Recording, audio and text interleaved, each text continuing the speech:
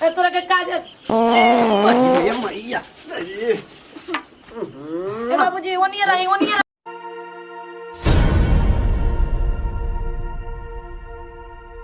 ले आवा पानी पानी लेवे लेवे कहलो की वही में जहर मिलावत हूं हां लागत हूं अमृत के धार बहत ह पानी लेवे कहले दौरा में डेग डालत है चलत है मुटुक मुटुक बेगवन मती चलत हूं का चिल्लाते नी बाबूजी ली आवत हूं गइलू आई यूपी में आवत हूं बिहार मती तब का करे होने से घूम के आगनी हां हम होने तकत है हेना से आवत हूं दा पानी ली आयो दादा रे ए बाबू का है ए जे तोरा हवा छोड़े के ह तो का करी बाबूजी सब रोकले लाई थोड़े ना बाप रे बाप लोग तो कि सर्व जान चल जाई तो बैठी बाबूजी आ कहां जातनी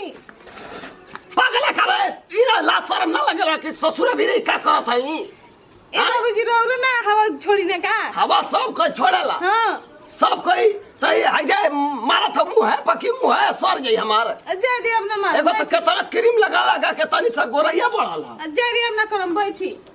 बैठी बैठी करत हूं खाना ना खाइए बाबूजी खाना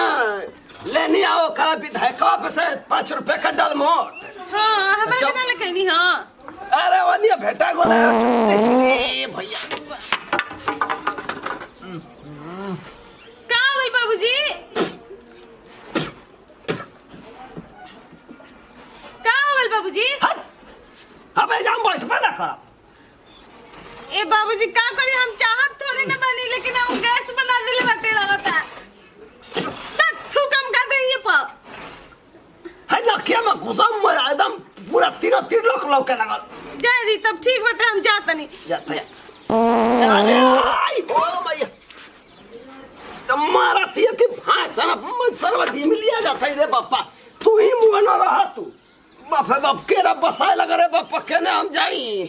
हैं पूरा चारा जाई बतावा लगा था कि सीमा बांधल की हतरे दूर में पूरा बसा था रे बाप ठीक है वही बेर कनी तो बाहर दे तो बहरला ही ना अब बाबूजी आई में देख हम बस यही पे भनर लागम बोले कहम नु देखनियो के बिना मतलब के काम करत है का जने का करेले ओकरा तनिकी ना समझ में दीदी तनी दुआरा पे कामवा करत तनी गोबरा पनिया के हम बाहरिए दी सहारिए दी घर में काम लागले बात कुल बाहर के जातन ए दीदी का हो का करतनी जी अरे का करतनी झाड़ू लगतनी तोरे ना बुझल तनी बाहर दे बाबूजी ही पे नु खिसियाए लगम अब सोचने के बाद में बाहर में के हली तनी शाम होए तो बाहर दी जा चल ठीक बा कनी खाना वाला के तैयारी कर जन तड़का बनी के दीदी बाबूजी कहत रहे दल पिट्ठी बनाए के हां बाप ना बनाए के एगो तो ऐसे ही हमर गैस लाग तो बनैले रहता तोरा कहिए गैस के बीमारी जाई त जाई ती करबे जल्दी बाहर जल्दी हां बाहर अरे बाप रे बाप ओह रे मैं अरे का खोले बैस रे बुझाइबे ना कला का हो गेल दीदी जी सब कोई हमरा के कई बात के लेके बोलता है कई बात के लेके तो तोरा ये ना बुझाला त कहावा का करे के चाहिए जे तोरा कोई जरूर रहने घर में जाके अपन करतिस आ सुंहतिस अभी कुल कह के आवेला का लासन त बना को तो हम मार दो आई ओ बुढ़ हो के कुछ कहले इसका रे दुआरा पर गोरियावत रहन कालू ना दीदी पानी मांगत रहन ना तो देनी है तो उनको रो सामने आही रे रामा ई त इज्जत के दम धजिया मिला कर अरे हम का कहतनी कनी नु देखत रहिए खाना ना बनाइए तो बढ़िया ले बनाइए ना तो मिस्त्री लगल सन खराब आ जात कोन कुड़ाम लोड़न देबे तो देखित रहिए अरे जदी बहारी न रो जदी बहारी न जातनी हम बनाते हम सब सब्जी काट के रखत हैं दीदी रहे दे बचिया बुझा त तू तो कलरा फैला देबू निमन आदमी के टिपिया के रख देबू आई रे माई जा हे दादा ई का खइले बे खेलवड़िया रे दादा आई हे माई अयो दादा बुझात आदमी बेहोश हो जाई हे भगवान जी ई कुल दिन देखाए से पहले हमरा के उठा लेले रहत ई गोतनी बिया आई महापातिन बिया सही हमनी के जान ले ली आई एकर पेट में बुझात नु गैस के घड़ा माइल बगे हम का हम एकर के कहि दम हमर बस छोड़ सब काम समेट देनी आराम से कुटी कटा गई देख लइया तना मेहरानू उसका थिया आदि तक क्यों नहीं खेल गइले बाप रे गर्दा सही काम कर में अंग ना लगल साथ अब यही कबे कहनी है कि बिछाने से बिछा कर रखनी कभी भी सुनते पड़त है भगवान बाप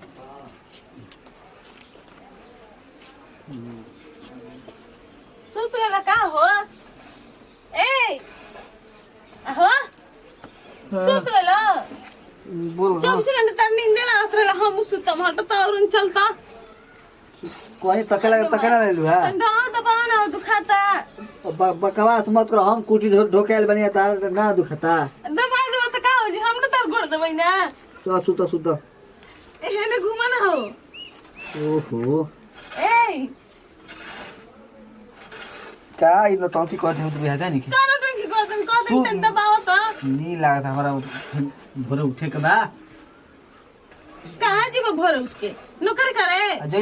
जय ना कटाई जे खटाई त खटाई ना अभी का टेंशन ले तन हाँ, दबाव हो सुध अब दबाव हो वो बोरुआ बिया नहीं भाई जाके तो आराम से सुत हम आगे ना मिले जिम तू बा है जो हम जाके ना में ए गोड़ हाथी का दबाव एक गति में भइल बिया त का हो जी दबा दो अरे बाप रे अरे का हो गइल हां काय सरकत है दादा बाप रे बाप त का हो गइल अरे दादा ई को करता हम हां तू क्या करते कबे रे त का कर गैस बना ले त तू ना कर लका अब ना रह दादा का हो तू मरबे कि ना तू त का कर बताओ कह दिन दवाई लिया के दे दा हमरा के जो भाग जल्दी भाग जल्दी ना जे दो सुता सुता अब ना करम दे दो ना तू चल ना दादा लागत का खोइ रहा तो बिहात नहीं का ओकरा पकड़ा खा के फिर रहलु खसाई ना चल चल सुता ना आगे ना मुझे आगे ना सुते दादा बाप रे बाप मन खराब कर दस दादा बाप ला काक तिलवा खोले काक मेची खोले तिलाइन बाप रे बाप बहुत बहुआ मेहनू बियानु भाई सुते द हमारा के बिहान लगा के बताई हो ही ना बाप रे बाप एकरा निहन घर में पतो ही आजी हसन त मर जाई आदमी आई गोतनी बिया त कलाबिन बिया आई वैसन देवरो नतिया बिया त ओकर दवाई नहीं के करत एकर कोनो दवाई ना होई आई डॉक्टर भी जाई आदमी इलाज कराई तब ना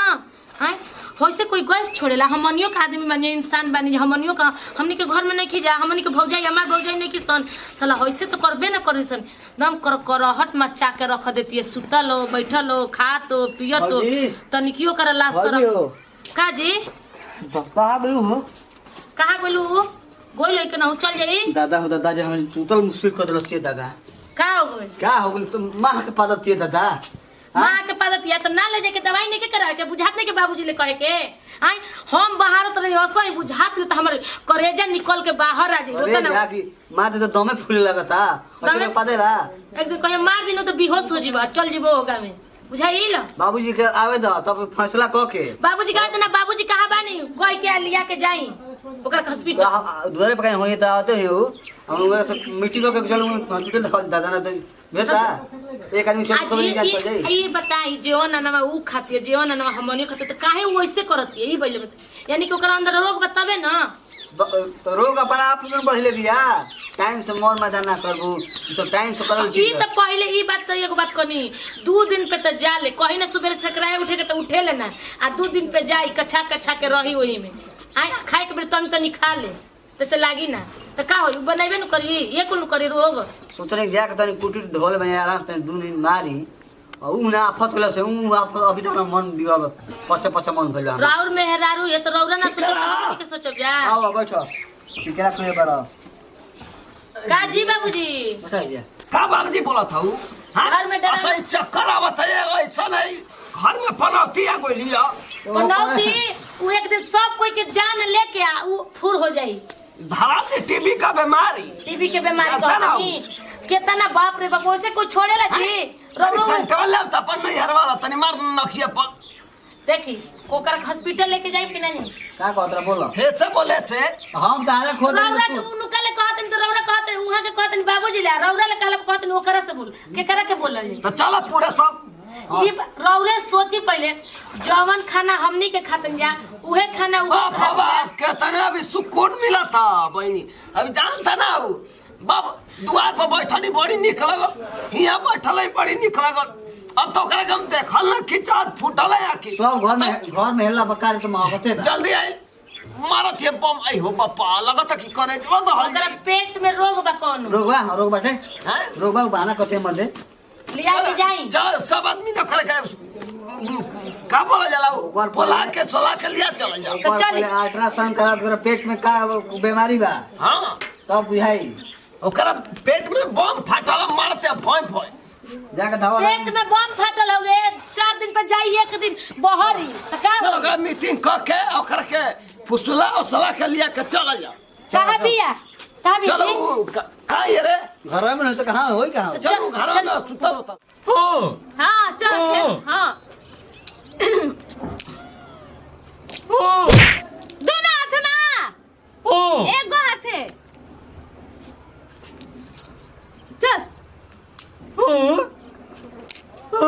हाँ आउट हो गया गुंगा खत्म अब तो खत्म छोड़ हेमे से लेके अब हम खेलम ना देख ऐसे बाप रे अरे बाप रे चल आ फिर से मार दे झड़ गेल मरवा हाथ का हो गई हाँ ऐसे कर ले बंद हाँ चल खल मगता